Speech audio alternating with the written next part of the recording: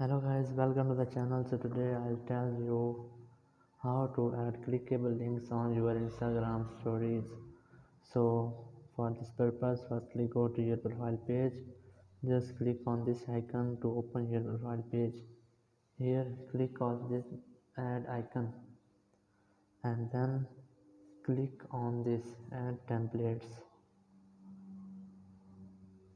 So click on this add option and then click on this create alphabetical option. So here you can paste your link. Here you can paste your any link.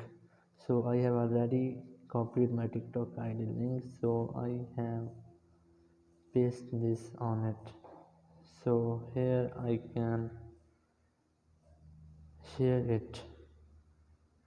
So I have successfully posted it and then pin and next. Now you can share it to your stories. This is your story and then click on share. So this is successfully done and added to your story. Now let's see that it is added or not. So let's see that our story is posted or not. So here you can see that my link is posted on my story. So thank you very much for watching the video. Until next video, bye bye.